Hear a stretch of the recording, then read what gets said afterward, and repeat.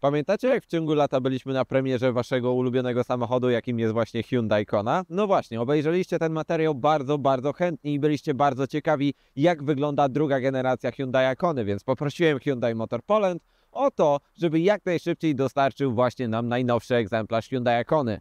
I oto jest Hyundai Kona N-Line w wersji hybrydowej. Zapraszam na test.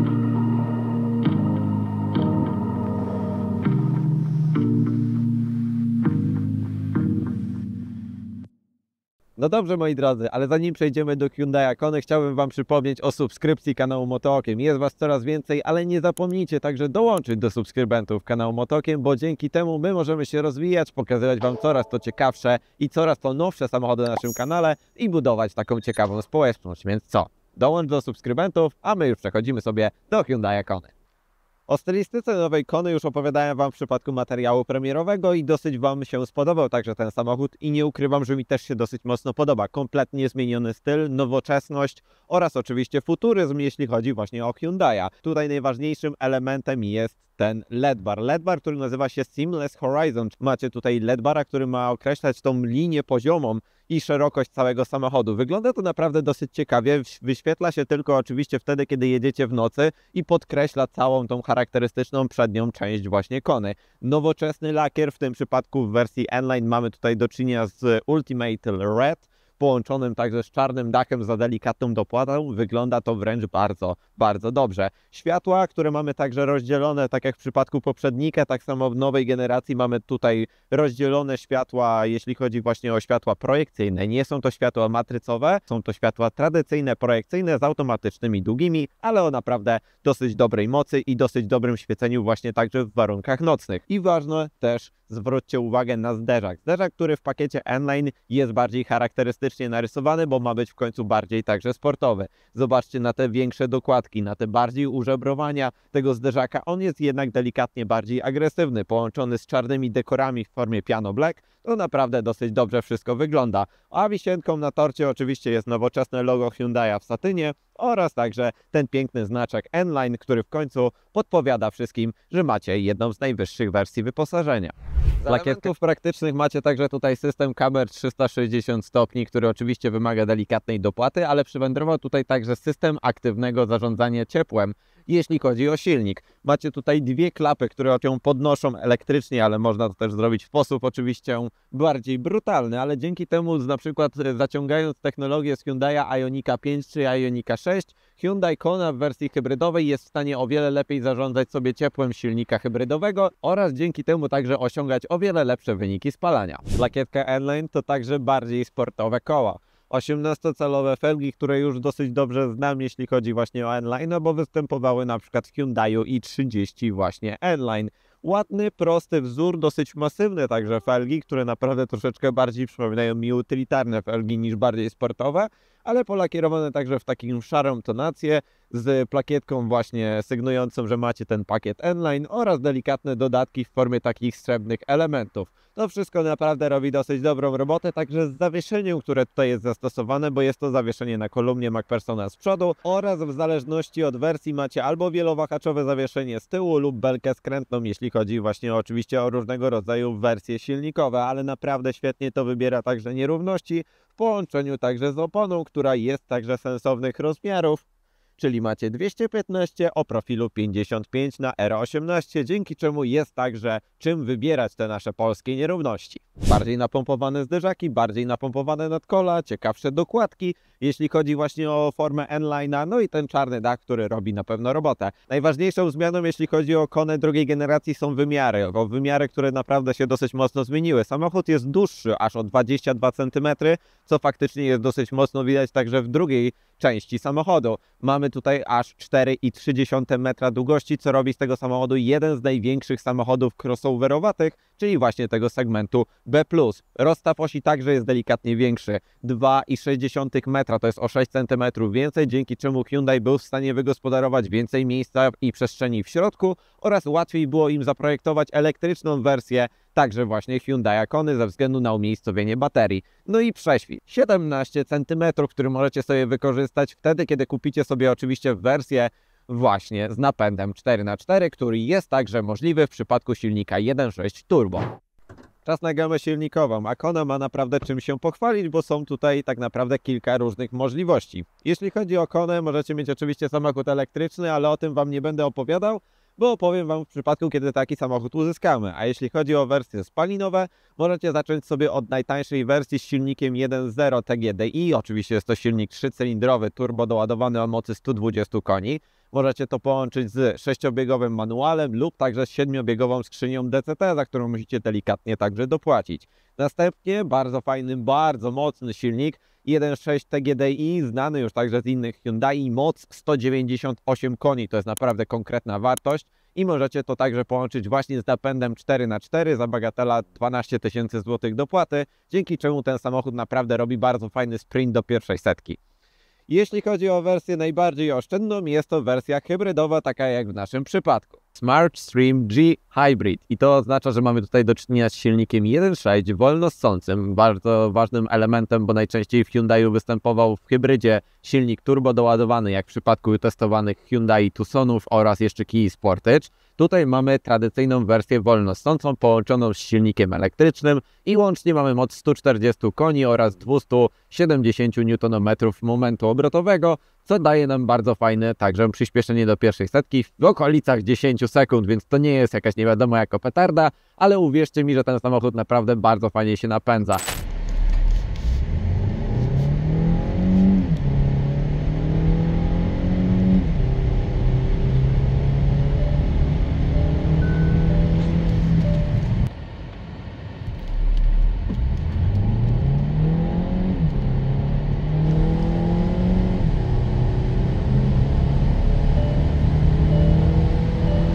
Jest tylko i wyłącznie dostępny z napędem na przednią oś ze względu właśnie na oszczędność tego silnika. Spalanie z trasy autostradowej 130 km zrobione, średnia prędkość od 120 do 140 km na godzinę, aktywny tempomat zapięty, 6,2 litra, biorąc pod uwagę, że mamy -4, -5 na dworzu, to jest naprawdę świetny wynik. Spalanie ze szybkiej trasy kompletnie poza miastem, niewysokie prędkości, okolice maksymalnie 100 km na godzinę, średnie spalanie 5,9 litra, 450 km zrobione Honą, 6,4 litra. Bardzo dobry wynik. Silnik, który jest wolno ssący, nie ma dużej pojemności, generuje raptem okolice 100 koni z kawałkiem. Największą rolę tutaj odgrywa silnik elektryczny, który jest mocny, jest zamiejscowiony także w tamtej części i napędza właśnie także ten samochód razem z silnikiem spalinowym, dzięki czemu właśnie macie tą moc 140 koni. Jeśli chodzi o jego ekonomikę, jest to naprawdę świetnie ekonomiczny samochód, ze względu na to, że najlepsze wyniki, jak jesteście w stanie osiągnąć, to będziecie mogli nawet zejść do 4 litrów średniego spalania. Jeśli chodzi o taką zwykłą, tradycyjną jazdę po mieście, przygotujcie sobie od 5 do 5,5 litra, a wtedy, kiedy wyjedziecie na jakąś trasę szybkiego ruchu czy autostradę, 6,5 litra to jest wszystko, co właśnie będzie Wam zjadała ta Kona. To jest naprawdę świetny wynik w porównaniu z konkurencją, naprawdę wręcz rewelacyjny. I to tyle, jeśli chodzi o gamę silnikową. Tutaj nic więcej nie potrzeba, bo Hyundai zrobił bardzo dobrą paletę silnikową. Ale Kona także ma małą wadę, a jest nią oczywiście bak. Bak, który w wersji hybrydowej jest oczywiście mały. 38 litrów pojemności baku to nie jest zbytnio za duża rewelacyjna wartość. Biorąc pod uwagę, że samochód nie pali dużo, bo okolice 5 litrów, możecie spokojnie zrobić tę 600-650 km na jednym zbiorniku. Co prawda normalna Kona z silnikiem turbo doładowanym posiada już 47 litrów, więc tutaj dosyć dużo Kona niestety zabiera ze względu na swój układ hybrydowy, ale dzięki temu macie także dosyć dużą baterię, bo prawie 1,5 kWh właśnie jest umiejscowione w tylnej części pojazdu. Tutaj naprawdę bardzo mocno podobnie jest względem właśnie przodu. Najważniejsze co jest, to właśnie ta linia Seamless Horizon, która także biegnie właśnie z tyłu. Identyczny LED bar, który bardzo ciekawie wygląda. Delikatnie garbata część tylna nadwozia, dosyć duża szyba oraz bardzo fajnie zaakcentowany także spoiler, jeśli chodzi o wersję N-Line, nawet z takim fajnym światłem na samym środku, trochę mi przypomina to F1. Klapa z dosyć dużą ilością także napisów. Zobaczcie, jak duży jest znaczek Hyundai'a oraz jak duży jest napis modelowy Kona. Ale najfajniejszą częścią jest dolna część tego zderzaka. Zobaczcie, jak jest charakterystycznie uformowana. Pakiet N-Line bardzo mocno usportawia tą część. I tu widać, że mamy świetny dyfuzor, zrobiony oczywiście z form takich delikatnych plastikowych. Pojawiło się światło przeciwmgielne na dole, też w formie takiego nawiązane do Formuły 1. No i to, co najważniejsze, w układzie hybrydowym macie dwie konkretne końcówki układu wydechowego, które też dosyć przyjemnie mają taki delikatny pomruk. Naprawdę, to mi się świetnie podoba i brawo Hyundai, że nawet w wersji hybrydowej da się zrobić taki piękny, akcesoryjny wydech. Jeśli chodzi o praktyczność bagażnika, zaczniemy sobie od systemu Smart Tailgate. Wtedy, kiedy podejdę sobie do samochodu, samochód mnie wykryje i automatycznie jest w stanie otworzyć nam bagażnik. Elektrycznie otwierana klapa to jest bardzo fajny element i nieczęsto występujący jeszcze w takich crossoverach. Ikona tutaj najwięcej pokazuje, co się zmieniło. Zmieniło się dużo. 128 litrów pojemności więcej względem poprzednika, co deklasuje praktycznie większość samochodów konkurencji. 488 litrów pojemności bagażnika to jest bardzo duża pojemność tego bagażnika. Fajnie wykonany bagażnik, do tego macie tutaj nagłośnienie system Bose, więc tutaj pojawił się głośnik. Jest parę fajnych takich elementów naprawdę udogadniających na pewno korzystanie z tego samochodu. Po lewej i po prawej stronie haczyk. Pojawiło się także światełko LEDowe z lewej strony. Macie także uchwyty na rozciągnięcie siatki, która także jest w tym samochodzie, bo macie tutaj podwójną podłogę, pod którą naprawdę od cholery rzeczy poukładać. Płyn do spryskiwaczy, Tire Mobility Kit, do tego układ gaśnicy. Tu wszystko naprawdę się zmieści, włącznie także z tą siatką. Podłogę możecie sobie także opuścić o jeden poziom niżej, dzięki czemu macie jeszcze większą pojemność bagażnika. Fajnym elementem na pewno jest ten system, którym możecie dosłownie zagospodarować waszą półkę. Wyciągacie ją delikatnie, przesuwacie w dół i automatycznie możecie ją sobie tutaj nawet zapiąć na takie haczyki, dzięki czemu ona nie lata po bagażniku, a możecie przewieźć sobie delikatnie wyższe także przedmioty. Po rozłożeniu także foteli jest naprawdę na imponującym poziomie, bo macie okolice 1300 litrów pojemności bagażnika, dzięki czemu z tego samochodu naprawdę zrobić można małą ciężarówkę. Czas na tylny rząd, czyli też rząd dla waszych dzieciaków, a tutaj miejsca jest naprawdę na dorosłe dzieciaki, szczerze powiedziawszy. Zobaczcie, ile mam przestrzeni na nogi względem właśnie fotela kierowcy, ile mam przestrzeni nad głową. Tutaj najbardziej widać ten rozstaw osi. Do tego zobaczcie, ile mam miejsca na stopy, na buty oraz jak dobrze jestem usadowiony. I to mi się najbardziej podoba w tym samochodzie, że tutaj jest to po prostu konkretnie dosyć zrobione. Co ciekawe, nawet kanapa z tyłu posiada delikatną regulację w formie 2 stopni. Możecie sobie ją bardziej także położyć i mieć lepszy kąt, na przykład delikatnie do dłuższych także podróży. Niestety musicie przenieść nogi przez delikatny próg, ale to jest ze względu na przykład na dostosowanie tego samochodu do właśnie tej wersji czteronapędowej. Ale zobaczcie także, jak przyjemny materiał jest tutaj zastosowany, jeśli chodzi właśnie o tą wersję Kona N-Line. Bardzo przyjemna alcantara, połączenie także z czerwoną nitką i elementami w formie właśnie takiego przyjemnego zamszu. Podłokietnik, nawet w nie szerokim strasznie samochodzie zastosowano podłokietnik z 2 uchwytami na kubeczki, 2 nawiewy od klimatyzacji oraz 2 porty USB-C do ładowania szybkiego waszych smartfonów, więc na pewno dzieciaki nie będą się tutaj kłócić, kto ma pierwszy naładować swój telefon. Co prawda plastiki są twarde i dosyć mało przyjemne, tu się pojawiła delikatna guma, ale możecie nawet tutaj odłożyć wasz termos z herbatą, więc tutaj naprawdę jest świetnie. Idziemy do przodu. Czas zacząć także przednią część wnętrza, a zaczniemy sobie od foteli. Fotele w wersji N-Line to są naprawdę bardzo fajne fotele, które umilają podróż nawet na dłuższym dystansie, ze względu na to, że zobaczcie, jak długie jest siedzisko. Wykończenie tych foteli także jest naprawdę na fajnym poziomie, bo jest tu zastosowana Alcantara. Alcantara, która jest naprawdę przyjemnym takim welurkiem, który jest także podziurkowany, połączony naprawdę z super stylistyką. Delikatne czerwone nitki oraz takie akcenty w formie tego N-line'owskiego tej czerwieni, naprawdę to wygląda świetnie. I przetłoczone logo właśnie z tym delikatnym zamszem właśnie w formie tej N-ki. Robi to po prostu stylistyczny smaczek. Jeśli chodzi o możliwości regulacji, macie elektryczne fotele z możliwością regulacji odcinka lędźwiowego, więc za to ogromny plus. I fotel kierowcy, jak i fotel pasażera posiada takie same funkcje, więc to jest naprawdę świetne.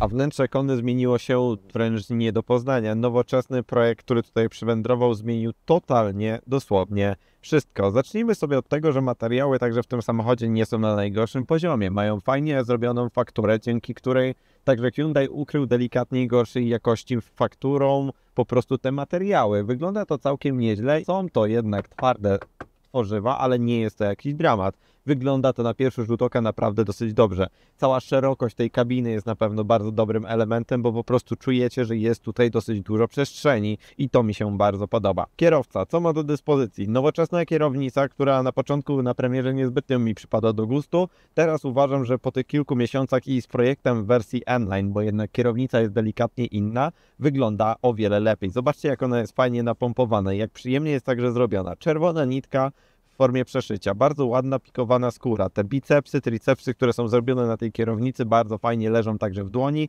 ale sama kierownica także jest dosyć dużych rozmiarów, do czego trzeba się delikatnie przyzwyczaić. No i znaczek właśnie N. Czyli nie ma żadnego logo Hyundai'a, ale jest nowoczesna forma, czyli 4 kropki, które w alfabecie Morsa oznaczają literę H. Macie także łopatki do sterowania rekuperacją oraz jeden taki czujnik na środku, który cały czas obserwuje za pomocą podczerwieni. Jest to tylko wyłącznie widoczne w kamerach. Wtedy samochód obserwuje to, czy patrzycie na pewno na drogę i ten system jest dosyć mocno upierdliwy, bo jednak cały czas Was kontroluje, czy Wasz wzrok podąża przez szybę i dokładnie obserwuje drogę, czy nie patrzycie tu gdzieś na drugą stronę, czy na pasażera, więc to jest taki element dosyć upierdliwy, ale no cóż, ma być bezpiecznie. Przed oczami kierowcy macie dwa ekrany tak naprawdę, jeden 12,3 cala dla kierowcy oraz także jeden multimedialny. Ten dla kierowcy ma także nową szatę graficzną oraz ten multimedialny także i nim sterujecie sobie za pomocą tych pokręteł, które także zostały delikatnie zmienione na kierownicy i tak. Po lewej stronie macie sterowanie tempomatem aktywnym, komputerem pokładowym i wszystkim tym, co związane z samochodem, a po prawej stronie macie sterowanie multimediami oraz tym komputerem dosłownie na środku. Powiązane także z trybami jazdy takich jak Sport, Snow czy Eco i to jest naprawdę wszystko tutaj się znajduje. Na ekran 12,3 cala na desce rozdzielczej na środku też jest fajnym elementem, bo dostał nową szatę graficzną, ale jak to Hyundai i Kia nas przyzwyczaili, działa to wręcz fenomenalnie ze względu na prędkość i także możliwości działania. Macie także pogodę, macie podłączenie do telefonu, macie także Android Auto i Apple CarPlay już najprawdopodobniej w wersji bezprzewodowej, bo ma być tutaj zrobiona aktualizacja systemu, dzięki czemu będzie to zrobione w wersji bezprzewodowej. Naprawdę jest bardzo dużo rzeczy, jakie możecie poustawiać za pomocą tego systemu. Macie także połączony cały samochód z systemem BlueLink, czyli samochód jest podłączony do waszego telefonu, gdzie możecie mieć także wirtualny kluczyk do jego otwierania i tak dalej, i tak dalej. Jest tego tutaj naprawdę masa i można się tutaj naprawdę sporo rzeczy także zagłębić. Pod spodem pojawiła się taka fajna,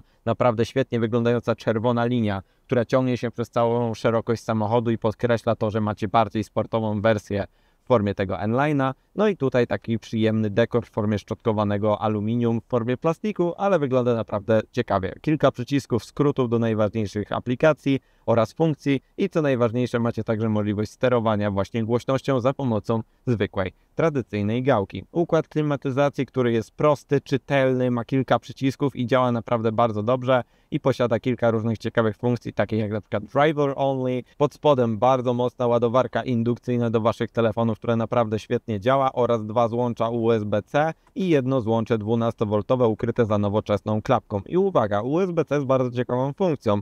i przyciskiem. Możecie mieć USB, który jest tylko i wyłącznie służyć do ładowania lub może także służyć do Android Auto, Apple CarPlay i także właśnie do ładowania, więc musicie tutaj przełączyć tą funkcję, żeby skorzystać właśnie z tego systemu. Taka mini konsola, za pomocą której sterujecie sobie podgrzewanymi fotelami czy podgrzewaną dwustopniowo kierownicą auto holdem oraz systemem kamer 360 stopni, które w Hyundaiu przystosowane są naprawdę i działają naprawdę świetnie ze względu na to, że mają bardzo dobrą jakość. Możecie sobie obracać ten samochód w lewo i w prawo i dosłownie patrzeć na wszystkie możliwe strony, włącznie nawet z tym, co się dzieje z waszymi przednimi kołami. Na środku deski rozdzielczej sporo przestrzeni, dosyć duża taka kuweta, w której możecie poukładać sobie ewentualnie wasze rzeczy i po naciśnięciu macie także 2 cup holdery, więc tu jest naprawdę fajnie.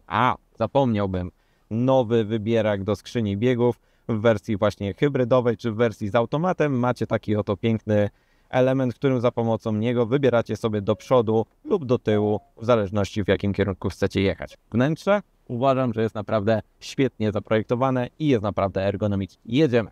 A jak wyglądają wrażenia z jazdy najnowszym Hyundai Koną? No tutaj jest naprawdę bardzo pozytywnie. Od razu po wejściu czujecie, że ten samochód chce się z Wami polubić i Wy z nim chcecie się polubić ze względu na to, jak jest zastrojone zawieszenie, jak jest zastrojony układ napędowy i co tu w ogóle się dzieje. A jest to naprawdę bardzo dobrze zrobione. Widać, że Hyundai cały czas jeszcze jednak chce dążyć do perfekcji względem tego, co zastosowane było także w poprzednich zawieszeniach. Zawieszenie tutaj jest na zasadzie MacPhersona i wielowahacza z tyłu, w tym przypadku właśnie w tej wersji N-Line i działa naprawdę fenomenalnie. Większość nierówności jest bardzo dobrze wybierana, a także precyzja prowadzenia, jeśli chodzi o samego takiego rodzaju różnego zakręty, naprawdę jest na świetnym poziomie. Zobaczcie, jak on fajnie słucha się także kierownicy.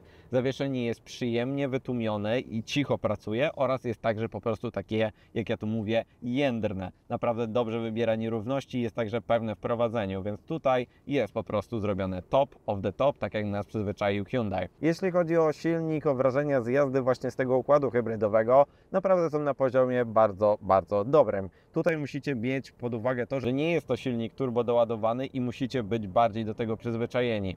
No i dynamika także jest naprawdę na bardzo fajnym poziomie. Naciskacie pedał przyspieszenia. Wiecie, że to nie jest silnik turbo doładowany, ale naprawdę bardzo sprawnie się także napędza i to mi się w nim niesamowicie mocno podoba. Widać, że jest tutaj podubane, jeśli chodzi o zmienne fazy rozrządu, o zmienne długości kolektora dolotowego. Tutaj wszystkie takie technologie zostały zastosowane, dzięki czemu ten silnik wolnossący naprawdę dobrze napędza ten silnik i macie takiego fajnego wspomagacza w formie tego silnika elektrycznego. Ja na początku pomyślałem, że jest to silnik turbo doładowany, bo byłem przekonany, że to jest ta sama jednostka, co siedzi właśnie w Hyundaiu Tucsonie, ale jednak nie. Tutaj nie ma tego turbo doładowania, to turbo doładowanie jakby zastępuje tutaj naprawdę mocny silnik elektryczny, dzięki któremu po prostu czujecie, że on naprawdę fajnie się napędza. Czy potrzebny jest Wam napęd 4x4?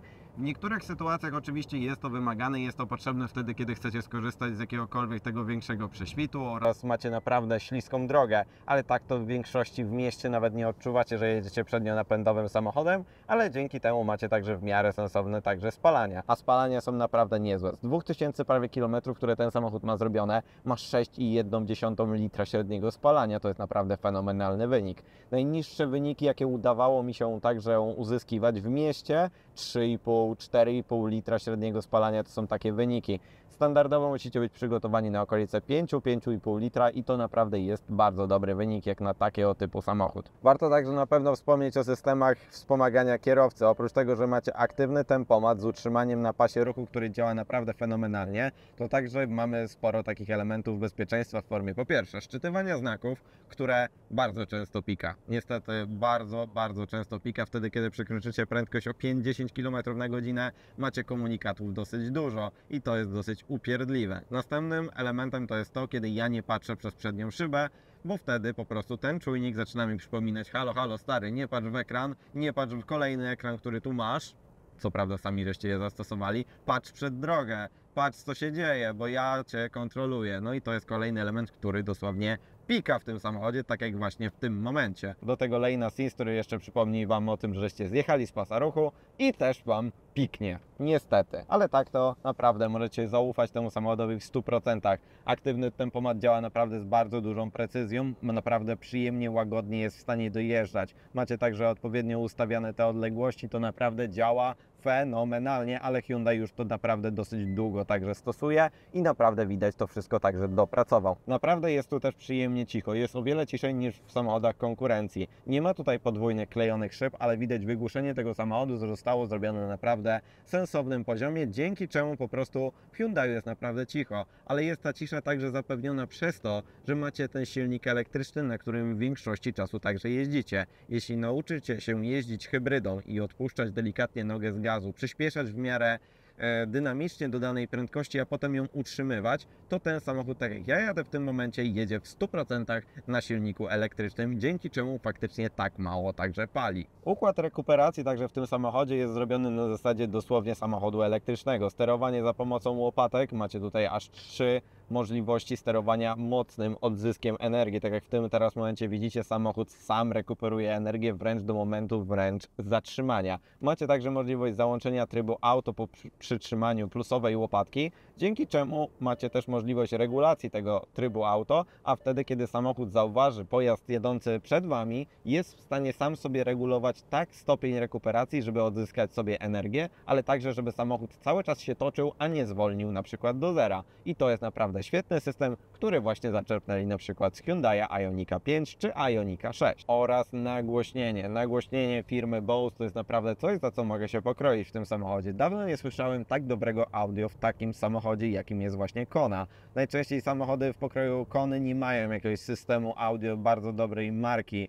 Nie jest to jakiś fenomenalny i dosyć dobre nagłośnienie, a tutaj wszedłem i naprawdę jestem zaskoczony, jak dobrze jest wygłuszone to całe zawieszenie, a także oraz kabina, oraz jak dobrze właśnie jest w stanie reprodukować dźwięk ten system Bose. Brawo! I na to naprawdę warto wydać każdą złotówkę, bo czujecie, że naprawdę jest ten dźwięk bardzo przyjemny, bardzo klarowny, a także ten bas jest taki przyjemnie mięsisty.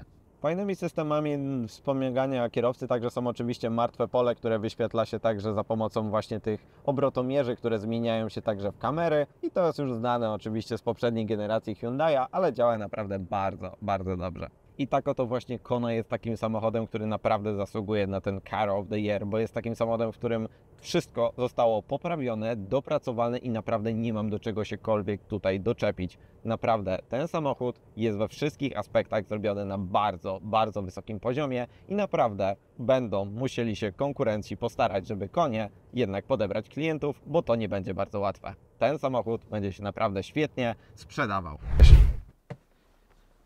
No, moi drodzy, wiecie, jak już Hyundai Kona jeździ naprawdę świetnie. To jest samochód, który nie dziwię się, że dostał nagrodę Car of the Year Polska w 2023 roku, bo naprawdę deklasuje konkurencję. Świetny układ hybrydowy, naprawdę niewiele palący, świetnie zastrojony układ zawieszenia, dobrze wypierający nierówności, komfortowy. Ten samochód ma wszystko na pokładzie tego, czego chcecie oczekiwać od nowoczesnego samochodu za sensowne pieniądze. I tu zacznijmy sobie także od kwot.